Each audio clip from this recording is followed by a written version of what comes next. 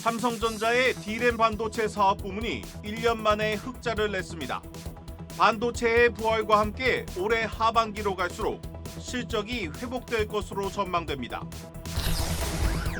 전국 108개 지구 215만 가구가 노후 계획도시 특별법으로 재건축 재개발을 추진할 수 있게 됩니다. 용적률을 법적 상한에 150%까지 높일 수 있습니다. 지난해 소비가 20년 만에 가장 큰 폭으로 감소했습니다. 소비 위축과 건설 경기 둔화로 인한 내수 부진이 우리 경제의 발목을 잡고 있습니다. 수출입은행의 금융지원 한도를 늘리는 수출입은행법 개정안의 국회 통과가 또 무산됐습니다. 30조 원에 달하는 폴란드 무기 수출 계약이 위기를 맞고 있습니다.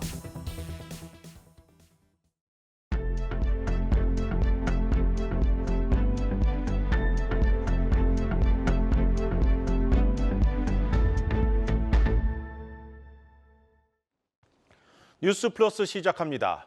반도체의 봄이 오고 있습니다. SK하이닉스가 흑자를 낸 데 이어 삼성전자도 1년 만에 D램 부문에서 흑자를 냈습니다. 1분기에는 메모리 사업 전체가 흑자를 낼 것으로 보입니다. 첫 소식 정재홍 기자입니다. 계속된 적자에도 삼성전자는 반도체 흑자 전환을 자신했습니다. 삼성전자 반도체 부문은 지난해 4분기 영업손실 2조 1,800억 원을 기록해 지난해 15조 원에 달하는 연간 영업손실을 기록했습니다. 그럼에도 주요 메모리 반도체 D램이 4분기 흑자 전환에 성공했다는 건 긍정적입니다.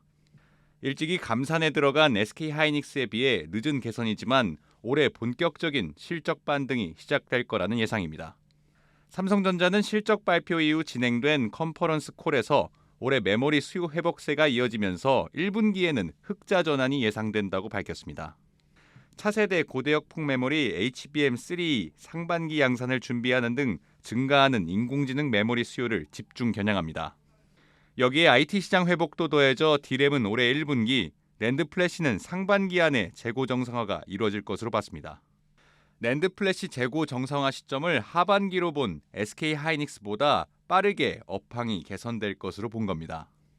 D램에 이어 낸드 판매량까지 늘어나면 삼성전자는 반도체 부문에서 예상보다 빠르게 조 단위 영업이익을 거둘 전망입니다. 다만 삼성전자는 전체 메모리 반도체 감산은 유지할 것이라며 신중한 태도를 보였습니다. 반도체 재고가 빠르게 감소하고 있는 건 맞지만 불확실한 시장 환경 탓에 메모리 생산 조정을 올해 상반기까지는 이어가겠다는 계획입니다. 한국경제TV 정재홍입니다. 전국 108개 지구 215만 가구가 노후 계획도시 특별법으로 재건축, 재개발을 추진할 수 있게 됐습니다. 이 특별법 입안 당시 밝혔던 것보다 이 적용 대상이 2배 넘게 늘었습니다. 이 특별법 적용을 받으면 용적률을 법적 상한에 150%까지 높일 수 있습니다. 이 재건축, 재개발 사업에 속도가 붙을 전망입니다. 성나균 기자입니다. 1기 신도시 특별법으로 불리는 노후계획도시 정비사업 대상이 크게 확대됩니다. 전국 108개 지구 215만 가구가 특별법을 통해 재개발이나 재건축을 추진할 수 있게 됐습니다. 국토교통부가 특별법 적용 요건을 구체화하면서 국회 입안 때에 비해 대상이 2배 이상 늘어났습니다. 서울에서는 목동, 중계 등 9곳이, 경기도에서는 1기 신도시와 용인, 수지 등 30곳이 특별법을 적용받습니다. 부산 5곳, 대구 10곳, 광주 6곳 등 비수도권에서도 특별법 적용 대상이 늘었습니다. 각종 규제가 완화되는 특별정비구역으로 지정되면 용적률을 법적 상한의 150%까지 높일 수 있게 됩니다. 준주거지역의 용적률 200%를 가진 20층 아파트를 재건축하면 이론상 75층까지 지을 수 있는 겁니다. 국토부 관계자는 준주거지역의 경우 용적률을 750%까지 높일 수 있지만 과밀 개발을 방지할 것이라고 설명했습니다. 해당 지역에서 통합 재건축을 하면서 일정 비율 이상의 공공기여를 하면 안전진단이 면제됩니다. 지방자치단체가 안전진단 권한을 갖게 되면서 사실상 특별법이 적용되는 모든 단지의 안전진단이 사라지게 된 셈입니다. 부동산 시장에 적지 않은 영향을 미칠 것으로 보이지만 장기적인 관점으로 접근해야 한다는 지적도 나옵니다. 재건축을 추진하는 단지들에게는 긍정적인 내용이지만 곧바로 가격 상승까지 이어지기는 쉽지 않습니다. 지금은 인허가보다도 조합원들의 추가 분담금 부담 여력이 더 중요하기 때문입니다. 국토부는 1기 신도시 중 선도지구를 지정하기 위한 기준과 배점, 절차 등을 오는 5월에 공개할 계획입니다. 한국경제TV 성낙윤입니다. 수출입은행의 금융지원 한도를 늘리는 이 수출입은행법 개정안의 국회 통과가 또다시 무산됐습니다. 이 야당인 민주당이 한도를 늘리면 수출입은행이 위험해진다며 반대하고 있습니다. 이로 인해 30조 원에 달하는 폴란드 무기 수출 계약이 위기를 맞고 있습니다. 계약 파기 가능성까지 제기되고 있습니다. 배창학 기자입니다. 수출입은행법 개정안 처리가 1월 임시국회에서 또다시 불발됐습니다. 여야 대치로 상임위인 기획재정위원회에서 단 한 차례도 다뤄지지 않았습니다. 수은법 개정안은 수출금융 지원 한도를 늘리기 위한 것으로 이 법이 통과돼야 폴란드 방산 수출에 대해 최대 17조 원까지 금융 지원을 할 수 있습니다. 현재는 폴란드 방산 수출 1차 계약 때 금융 지원 한도 7조 원을 꽉 채운 상태입니다. 폴란드는 2차 계약 체결을 위해 우리 정부에 25조 원 가까운 금융 지원을 요구하고 있습니다. 남은 2차 계약 물량 30조 원 가운데 20조 원은 현대로템 K2 전차 820대입니다. 현대로템 측은 기업 입장에서 할 수 있는 게 없다며 답답함을 호소했습니다. 현대로템 관계자는 정부가 금융 지원을 해야 폴란드 측과 협상할 수 있다면서 2월 임시국회에서 수은법 개정이 처리되길 바랄 뿐이라고 지적했습니다. 10조 원을 남겨둔 한화 에어로스페이스도 수출입은행 금융 지원을 우선으로 폴란드와 협상 중입니다. 지난해 말 궁여지책으로 마련한 시중은행 공동대출 3조 5천억 원은 상대적으로 금리가 높아 금융지원이 불발될 경우 활용할 계획입니다. 2차 계약 시한인 6월까지 금융지원이 이루어지지 않는다면 나머지 수출은 물거품이 됩니다. 4월 총선을 고려하면 오는 2월 임시국회가 수은법 개정의 마지막 처리 시한입니다. 국방부 관계자는 2월 중 처리가 안 되면 계약기간 연장 협상을 해야 하는데 폴란드 정부의 국방 기조를 감안하면 어려울 것이라며 이 경우 계약 철회 가능성이 높다고 설명했습니다. 한국경제TV 배창학입니다. 높은 금리로 대출을 받은 소상공인들의 이자 부담을 덜어주기 위한 은행들의 이자 환급이 다음 달 5일부터 시작됩니다. 한 명당 평균 75만 원을 돌려받을 것으로 예상됩니다. 김보미 기자입니다. 다음 달 5일부터 은행권 개인사업자 대출을 보유한 차주들은 평균 80만 원 수준에서 이자 지급액을 일시 환급받을 수 있습니다. 국내 20개 은행들이 적게는 500억 원에서 많게는 3천억 원 넘게 분담해 재원을 마련한 결과입니다. 이는 은행권 전체 당기순이익의 약 10%에 해당하는 것으로 역대 최대 규모입니다. 이 금융권에서 대출을 받은 소상공인들에 대해선 3월 말부터 정부 예산 3천억 원을 활용해 1인당 평균 75만 원 선에서 환급을 실시하기로 했습니다. 금리 7% 이상 대출을 보유한 개인 사업자들을 위한 대환 프로그램도 마련했습니다. 금리 5% 이내 은행권 대출로 갈아탈 수 있도록 하겠다는 겁니다. 정부는 소득 여부를 떠나 채무액이 과도하게 많은 차주들의 부담을 덜어주는 데 취지가 있다며 대출이자 환급과 관련해선 약 230만 명의 차주들이 혜택을 볼 수 있을 것으로 봤습니다. 다만 일각에선 총선을 앞둔 포퓰리즘이라며 대규모 이자 환급이 채무자의 도덕적 해이를 유발할 수 있다는 우려의 목소리가 나옵니다. 만약에 선거가 없었으면 나왔겠어요? 파퓰리즘이죠. 또 하나는 도덕적 해이가 발생할 수가 있고요. 형평성 문제와 함께 근본적인 문제 해결을 위한 접근은 아니라는 지적도 있습니다. 그동안에 신용점수를 높게 관리를 해서 낮은 이자를 납부했던 사람들을 역차별하는 거라서 여기서 형평성 문제가 제기가 되고요. 소상공인 자영업자를 지원할 거면 다른 방식으로 지원을 해야지 왜 이런 정책을 쓰는 것인지. 신용체계의 근간을 흔들 것이 아니라 차주들의 경제적 자립을 이끌어낼 수 있는 제도에 대한 보다 진지한 고민이 필요하다는 의미입니다. 한국경제TV 김보미입니다. 어젯밤 국제통화기금 IMF가 세계 경제의 회복세를 반영해 올해 우리나라의 경제 성장률 전망치를 2.3%로 소폭 올려잡았습니다. 하지만 우리가 마주한 경제 지표들은 여전히 암울합니다. 특히 소비가 문제입니다. 지난해 20년 만에 가장 큰 폭으로 감소했습니다. 이 소비 위축과 건설 경기 둔화로 인한 내수 부진이 우리 경제의 발목을 잡지는 않을까 우려가 커지고 있습니다. 전민정 기자입니다.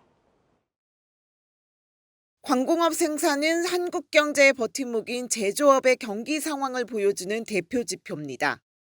최근 부진했던 반도체 경기가 살아나며 이 광공업 생산 개선세가 뚜렷해지고 있습니다.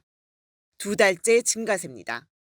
글로벌 반도체 수요 증가로 출하가 크게 늘면서 창고에 쌓여있던 반도체 재고도 22년 만에 가장 많이 줄었습니다. 본격적인 경기 회복을 기대하게 하는 대목입니다. 하지만 소비와 투자로 시선을 돌려보면 얘기는 달라집니다. 11월 코리아 세일 페스타 영향으로 반짝 증가하는가 싶던 소매 판매는 연말 효과가 무색하게도 한 달 만에 다시 마이너스로 돌아섰습니다. 지난해 한 해 전체 소비는 1년 전보다 1.4% 줄었는데 20년 만에 가장 큰 감소폭입니다.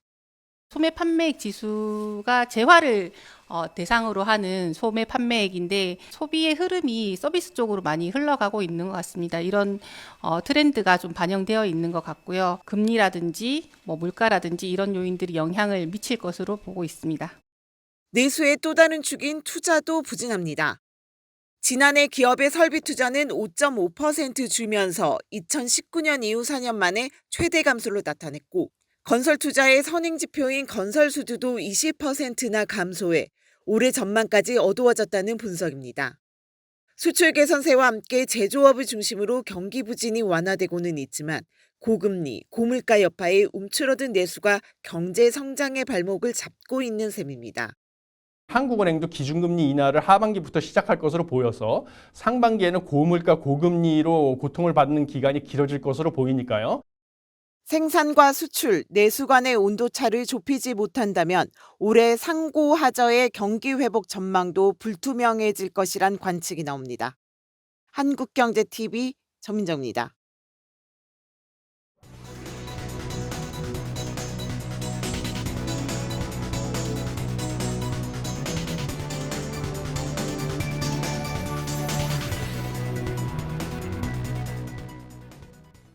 마켓플러스입니다.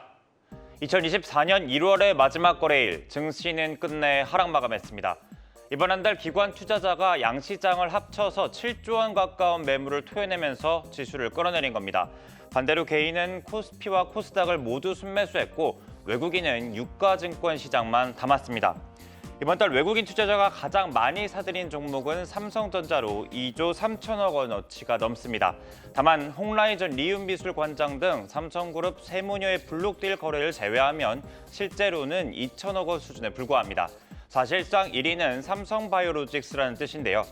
미국 하원이 바이오 안보를 이유로 중국 기업과의 거래를 막는 입법을 추진하면서 삼성바이오로직스가 반사이익을 거둘 거란 기대감이 작용했습니다. 외국인 투자자들의 집결에 힘입어 삼바 주가는 이달에만 10% 넘게 올랐는데요. 개인 투자자들의 수익이 가장 짭짤할 것으로 파악됩니다. 투자 주체별 평균 매수 단가를 비교해보면 개인이 78만 1,000원대로 기관과 외국인보다 아래에 있습니다. 이 기간 코스피가 6% 가까이 빠졌던 만큼 삼바를 선택한 개인들의 계좌에는 시장을 능가하는 수익률이 찍혀있을 것으로 보입니다.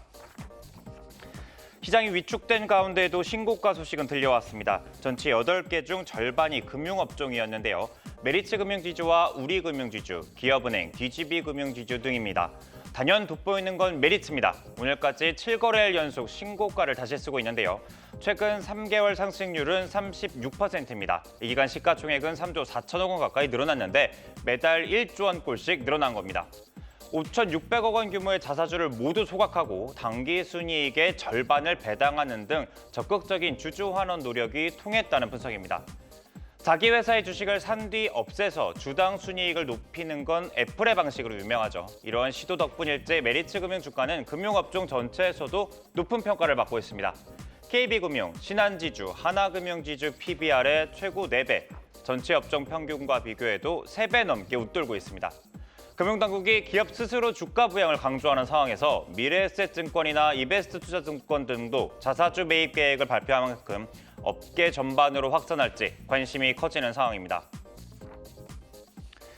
석 달 만에 800선을 내준 코스닥, 외국인과 기관의 매도 공세에 발목이 잡혔습니다. 이 와중에 나란히 순매수한 기업이 있는데 바로 동화기업입니다. 덕분에 7% 넘는 상승률을 보이며 오늘 코스닥 150 종목 1위에 올랐습니다. 동화기업의 시가총액은 1조 2천억 원대로 코스닥 32, 40위권의 대형주로 분류됩니다. 소비자들에게 마루로 익숙한 동화기업은 목재로 중심으로 건축자재업을 주요 사업으로 벌이는데요.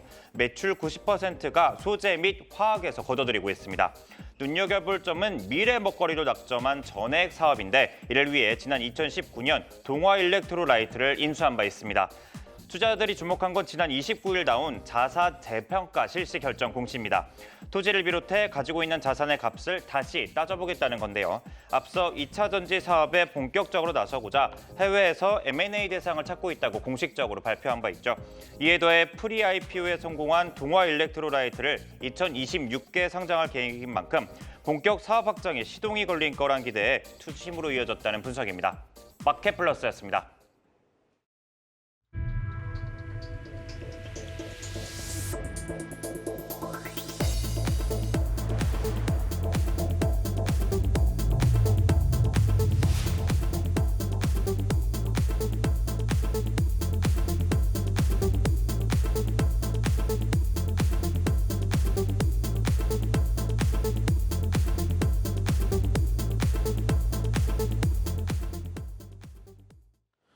신동빈 롯데그룹 회장이 부진한 사업은 매각하겠다고 공개적으로 밝히면서 어떤 사업이 매각 대상이 될지 관심이 쏠리고 있습니다.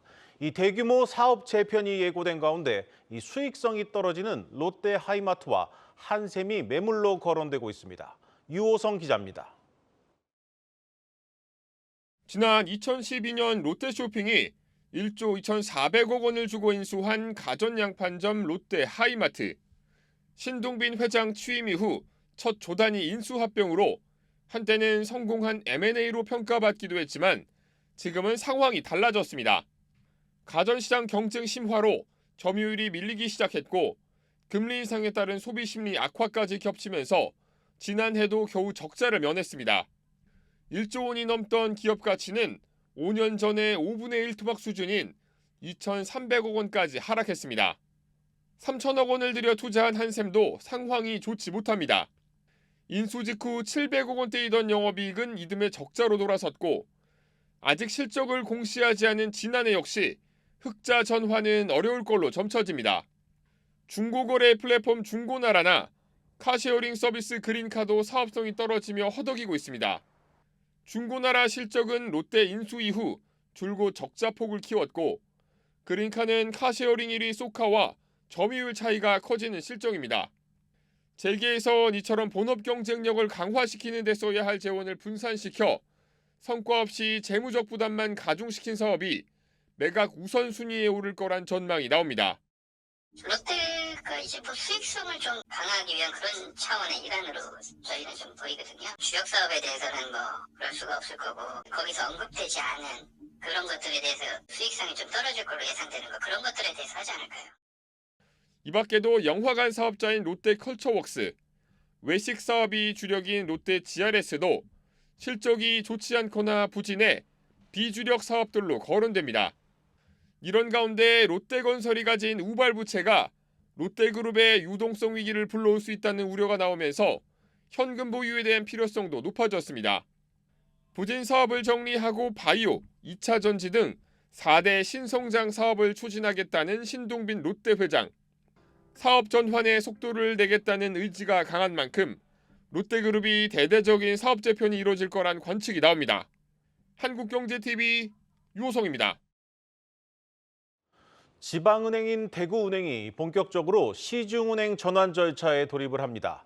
이 금융당국이 심사 기준을 확정하면서 시중은행 전환이 속도를 낼 것으로 보입니다. 일반 금융 소비자들에겐 무엇이 달라지는지 전범진 기자가 알아봤습니다. 금융위원회는 31일 정례회의를 열고 은행법 8조에 따라 지방은행이 시중은행으로 전환을 신청할 때 신규은행 인가와 동일한 기준을 적용해 심사하겠다고 밝혔습니다. 지방은행 가운데 1,000억 원 이상의 자본금을 확보하고 시중은행으로 영업할 수 있는 인력과 내부 통제 시스템, 사업 계획을 갖춘 곳에는 심사를 거쳐 시중은행 전환을 허용하겠다는 내용입니다. 현재로서 조건을 충족하는 지방은행은 대구은행뿐이라 지난 7월 정책이 처음 발표됐을 때부터 대구은행의 시중은행 전환을 유도하는 정책이라는 평가가 나왔습니다. 대구은행 측도 인가 절차가 확정된 만큼 속도감 있게 준비를 마치고 본인가를 신청하겠다는 방침입니다. 가장 큰 변수였던 대구은행 직원들의 증권 계좌 부당 개설 사건과 이에 따른 금융감독원 조사 리스크도 일단은 해소됐습니다. 금융위원회가 이번 조사의 대상이 대주주, 즉 DGB 금융지주 측이 아닌 대구은행 임직원들인 만큼 시중은행 전환 신청에는 문제가 없다는 해석을 내렸기 때문입니다. 대구은행이 시중은행으로 전환한다면 현재 경상도와 수도권, 6대 광역시 및 세종시로 제한된 영업지역을 전국 17개 광역단체로 확장할 수 있게 됩니다. 시중은행으로 전환하면 대구은행의 자금 조달 비용이 감소하는 만큼 금융소비자들 입장에서는 대출금리 인하가 예상됩니다. 현재 대구은행은 시중은행과 동일한 신용등급에도 채권을 발행할 때 지방은행 디스카운트가 적용되어 0.25%포인트 정도 높은 금리를 지불하고 있습니다. 반면 5대 시중은행 대비 자산 규모가 5분의 1 수준인 대구은행이 전면전으로 성과를 거두기에는 한계가 있을 것이라는 우려가 나옵니다. 대구은행은 인터넷 전문은행과 같은 네트워크를 가지고 있는 것도 없고 서울에 이제 새로 지점도 막 만들고 영업을 하겠는데 당장 이제 뚜렷한 효과가 나오기까지 좀 걸리겠죠. 점포수도 경상권 외에는 16곳에 불과한 대구은행이 기존 은행을 위협하는 매기가 되기에는 역부족일 것이라는 지적입니다. 한국경제TV 전범진입니다. 미국 연준이 올해 첫 FOMC 정례 회의에 돌입했습니다. 이 기준금리 조기 인하에 대한 기대는 사라졌지만 FOMC 회의가 끝나고 나올 이 파월 의장의 발언은 여전히 변수로 남아 있습니다. 박찬휘 기자입니다. 미국 연준의 올해 첫 번째 FOMC 정례 회의 결과 발표가 임박했습니다. 시카고 상품거래소 페드워치에 따르면 시장 참여자들은 내일 기준금리 동결을 점치고 있습니다. 뿐만 아니라 첫 금리 인하 시점도 기존 3월에서 5월 이후로 연기될 것으로 예상하고 있습니다. 로이터 통신이 경제학자들을 대상으로 설문조사한 결과 6월 금리 인하 가능성이 가장 높은 것으로 나타났습니다. 앞서 크리스토퍼 월러 연준 이사와 라파엘 보스틱 애틀랜타 연은 총재 등 연준 핵심 인사들이 매파적 발언을 내놓으며 조기 금리 인하에 대한 기대를 꺾은 점이 부담으로 작용한 겁니다. 월가에서는 이번 FOMC의 관전 포인트가 향후 연준의 정책 방향을 엿볼 수 있는 제롬 파월 연준 의장의 발언에 있다고 입을 모읍니다. The Fed will be meeting and looks like maybe a 2% chance that the Fed cuts rates. So not expecting anything there. I think most people are looking at, did they mention anything about reducing quantitative tightening? 1월 FOMC에서는 연준 위원들의 기준금리 전망을 보여주는 점도표가 공개되지 않은 점도 이러한 의견에 힘을 실었습니다. ANG뱅크는 파월 의장이 금리 인상 관련 문구를 유지해 매파적 기조를 내비칠 수 있다고 분석했습니다. 최근 발표된 고용과 소비 지표 모두 미국 경기가 튼튼하다는 것을 시사했고 미국 증시도 연초 이후 사상 최고치 행진을 이어가자 시장의 기대감을 진정시킬 필요가 있다는 겁니다. 한편 전문가들은 FOMC 이후 애플을 비롯한 빅테크 기업의 4분기 실적과 미국 비농업 고용 등 연준 결정에 영향을 주는 중요한 데이터들이 쏟아지는 점도 주목해야 한다고 조언합니다. 한국경제TV 박찬유입니다.